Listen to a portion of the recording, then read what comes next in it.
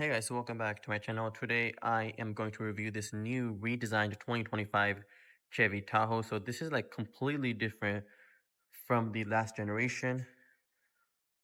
We get this really nice DRLs and our headlights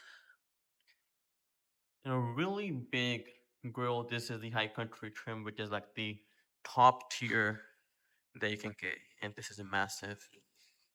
And we have these really nice gorgeous 22-inch rims. And we do have magnetic ride control as well as air suspension, which they both can be combined together. Foot rails. And then in the back, it really isn't that much of a difference compared to the previous generation. However, these tail lights has been changed. It does have like show this really nice animation. And we have quad chrome tip exhaust. Under the hood, we have this 6.2-liter naturally aspirated V8, which makes 420 horsepower and 460 pound-feet of torque as compared to an 10-speed automatic transmission. This can tow up to 8,000 pounds. The powertrain is still like the same as if it was in the last year.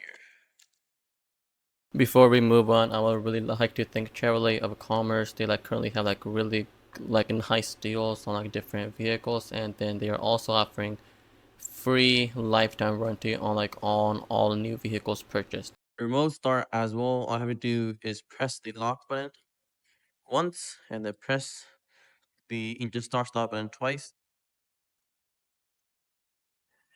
So the doors, they will still remain locked, so it can't be stolen. But if you have the keyless entry on, you can just press the button to get in. The inside, the HVAC will be on for you, but you still have to get in here, press the brake, and press the start stop button in order to actually be able to drive this vehicle. So moving on with the interior. So the interior got a really big upgrade compared to the previous generation. So now this does have the new type of central dash, how we have it in the new Traverse, the Equinox. In my opinion, I think it does look way better because we do get a bigger center display, which I will go over. And we also get this different instrument cluster. So in my opinion, it is also better, but also worse than certain aspects. So the previous generation we had, with that we had a little bit of a more of a customization. So for example, how I have it over here, on that one I could independently change each gauge or what I want there. Over here we don't get that option. Instead we only get this preset functions. I mean, I'm not sure if it can be changed in the future with over the air update. We really can't change them and nothing else. I mean, it's still really beautiful. It's so it shows you all of the information. We do get built-in Google Maps, which is really nice, but I wish it did have a little bit more of a customization to it. And then this over here doesn't have Super Cruise, but we can actually option it out with a GM's hands-free system. We can also use it while we're towing. And overall, since this is the high country trim, we have really nice materials going around, all soft touch wood trimming, and this is actually real wood over here. And then on the side over here, our parking brake, lane keep assist, park assist, engine auto on start stop button. We do get a physical button for automatic parking, and also a physical button. If we press on it, it brings up our 360-degree camera. We also get our drive mode selector controls, which we can go over using this dial.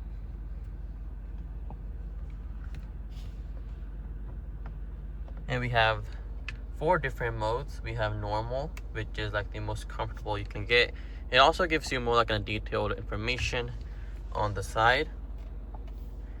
If we get sport, okay, I'll just use the drive mode selector. So now we're in sport mode, and then in sport mode it should also make the riding a little bit more stiff, and it gives you more control of what you're doing. Off-road, and normal. We also get this really nice steering wheel, which is also like really like similar to the new Chevy Equinox and the Traverse. They even have our high country stitching right inside the chrome over here. This is heated steering wheel. We do have adaptive cruise control, automatic braking, lane keep assist, and then over here is the function if you feel like has the GM Super Cruise system, which it does not. And then moving on with this massive display, it is like 17 inches big, and it's really easy to use. It is running the Android 12, so you have all of like the features that you will get in like an Android device.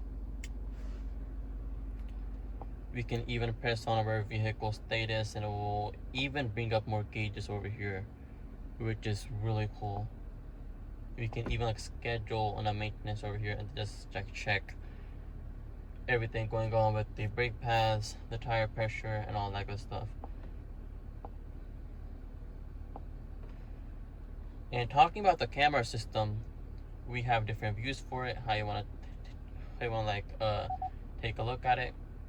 But however, unlike other vehicles, we like really can't like spin around how like the BMW has it or like the Hyundai has it.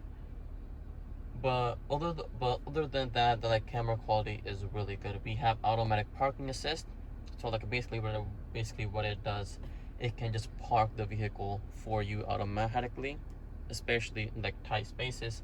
And then when you're gonna also like get out of that space, we can press exit space. It will actually steer the vehicle out of that space for you. And then we also have a dedicated trailering gap.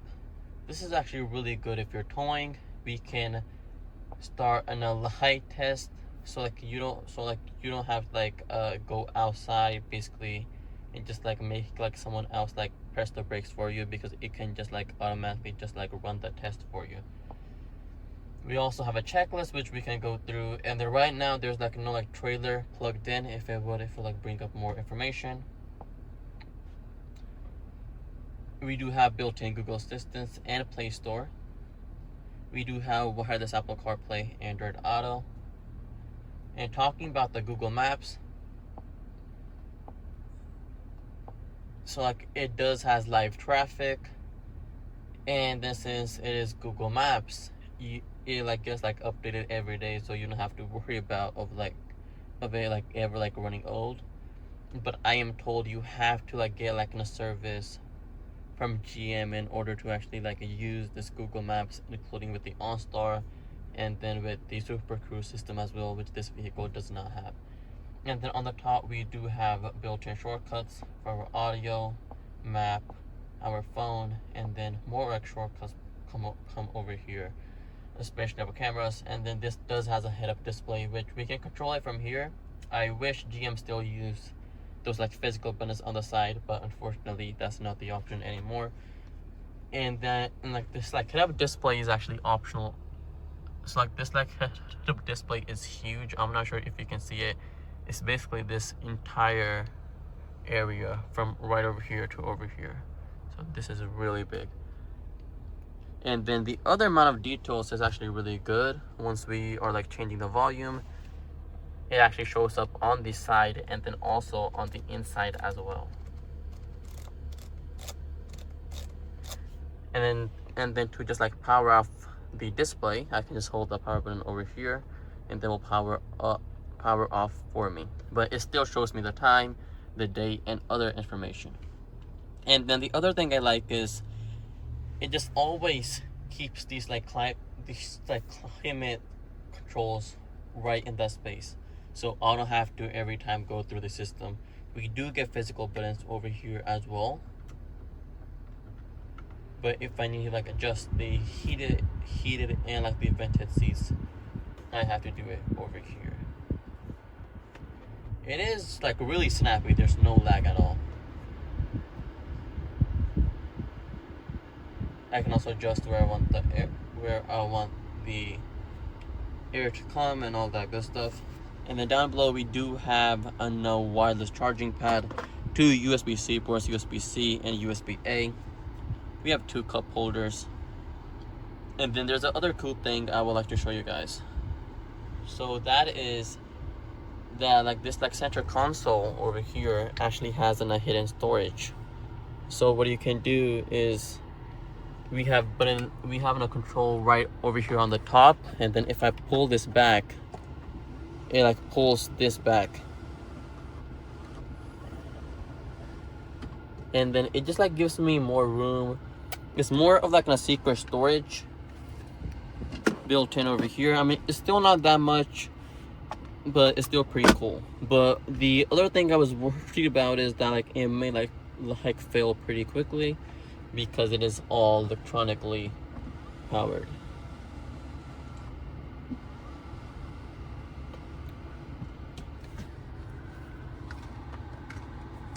And then this like dash design is also beautiful. It is all leather wrapped, really soft touch materials. And we have really nice wood trimming which goes all the way through. We have our high country badging on the side as well as on the seats. And then please do like stick around till the end because I will show you the full price of this vehicle. I really like the seat colors and the seat stitching which they have. Truck. And then in the back we have really nice materials, same stitching which like matches with our high country trimming that's going around. And it's really roomy in the back too. So I'm 6 feet, I have half a foot available, and then like really good headroom as well.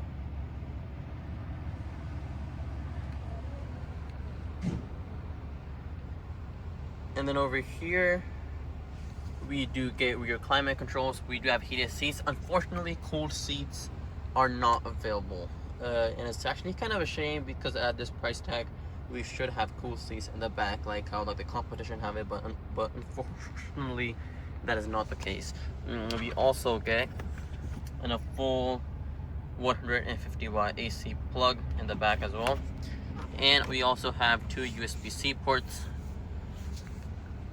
And then overall it's like really comfortable in the back, and the rear infotainment system is also available, but it's not standard. I wish once again it was standard because we are paying for this high country trim, which everything should come standard. Okay, so in the third row it is pretty basic. We do have a USB-C charger, and then in the back we have pretty decent amount of room.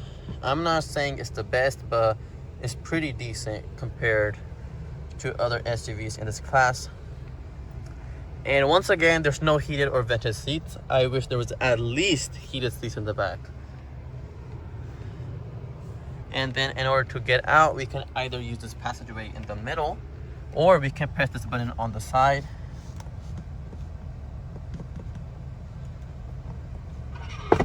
Oh yeah, so we have to press and hold it. And I would say it's actually kind of pretty dangerous. I said that before while I was reviewing the Suburban before. If like someone is sitting there, they can't get crushed, especially if there's children. And like this vehicle is in a family SUV, so of course there will be children in the back. So I would really recommend that you guys actually like take this into consideration when like purchasing this vehicle. I'm like pretty sure there's a way to like disable this feature. In the back we have a pretty decent amount of room. This is not the Suburban, so we don't have that overly massive trunk, but we still get a little bit of storage under this flap over here. And then we also have a big 150 watt AC plug in the back as well, so if you're like camping out or something. We can also lay flat all of the seats from back here,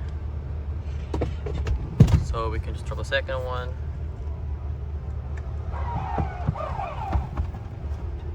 There you go. And then now if I want to like lift this back up, I can only like lift up the third row using the power function. For like the second row, I will still have like manually pick them up.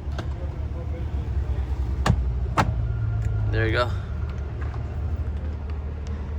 Compared to the previous generation, this has like a major improvements, especially with the exterior and then the interior.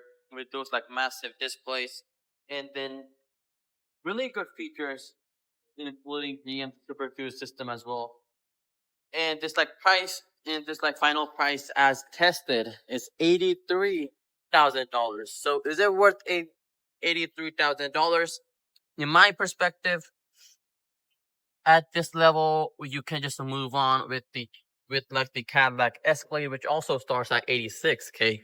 So I'm not sure if you should actually buy this or just move on with the Cadillac Escalade. Yes, the Cadillac Escalade may cost you close to 90K after like taxes, and even close to 100K. So this starting price of 83 with this high country trim is okay if you have like a big family. You also need it to like for towing and all that stuff, and also the normal starting price is just 53K.